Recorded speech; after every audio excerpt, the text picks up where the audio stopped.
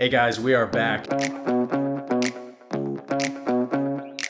All right, let's talk about sessions. So, Alchemy Sessions, we are kicking it off this year as we head into 2026 with a November and a December session. We've talked about the November session, and you can go back and listen to that episode to hear more about that if it hasn't already happened. If it has happened, you missed out, and you'll never get that opportunity again. Ever so you again. should have been there. Yes. And we'll probably do it again next year because it's just that good. We'll do it anytime anyone wants. But the next one being Thursday, December 4th, positioning and messaging that sticks. And if you did go to, or you're interested in going to the Convergence Theory session, then you're going to see that this is a section of that process. So how do you find your UIQ? How do you find and really dig in deeper to your unique, innovative qualities and really leaning into that? So branding and messaging that sticks. And the value that I'm really excited for you to bring, Chris, and even the room bringing to each other is you might think it's sticky, but it's confusing. Yeah. You might think it's sticky, but it's bland. That's right. So really figuring out what actually sticks. And when you say something, we do this to each other often, it's like, ooh, that was good. Yeah. Like write it down, right? Yeah. So positioning and messaging that sticks, tell us a little bit about that session specifically. Well, so just taking up where you're kind of left off there, we're going to help people understand why are they unique? Why is it innovative? We're going to give them a definition for that. If you're in the Convergence Theory, you've already got the definition, but we're going to drill down a little deeper into, why are you unique? Why are you innovative? And then here's the tough part.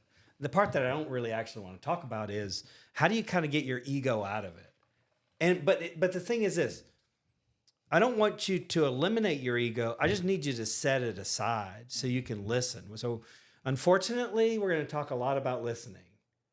Now, it would have been funny if... Yes. You want to take that again? No. Unfortunately, we're going to talk a lot about listening. What? It's so bad. It's my favorite thing.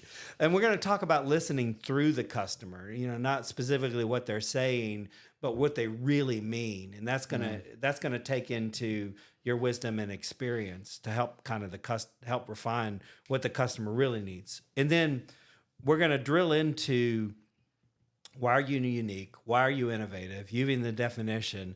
And then the big part on the Convergence Theory that we're going to spend some time on is this thing called the innovator's burden. Now remember, this is all about communication.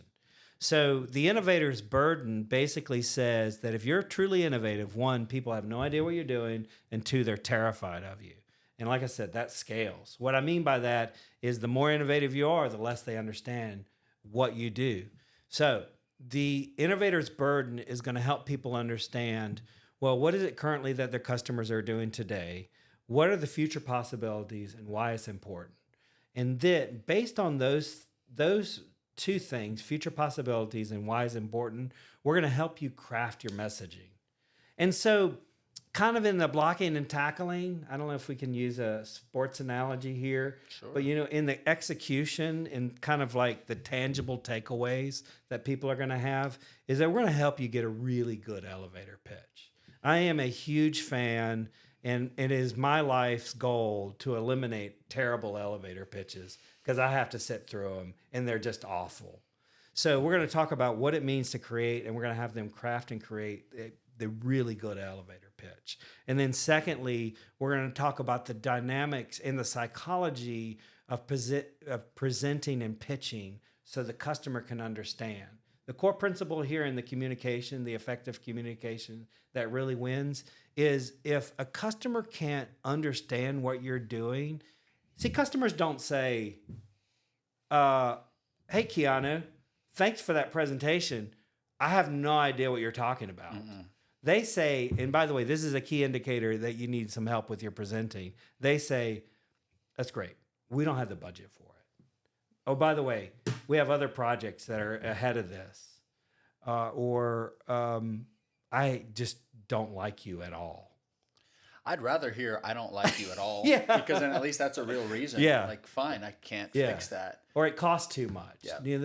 By the way, it costs too much. We don't have budget. All that is just key indicators that you need to work on your presentation. And then we're going to give you something on this day. What is it again? December the 6th? December the 4th. Thursday, December 4th. We're going to give you tangible ways that you can pitch and present. We're going to talk about pitch decks. We're going to talk about demos. And then that's going to be a huge takeaway. And by the way, I've been teaching this class for over 15 years, and I haven't changed it much at all. And I get great. Do you know how hard it is to do a presentation about presenting? It's really difficult. Sounds like fun. Because everyone's judging you. But Fair. that's going to be a tangible takeaway. You're going to have a great pitch deck and a great demo.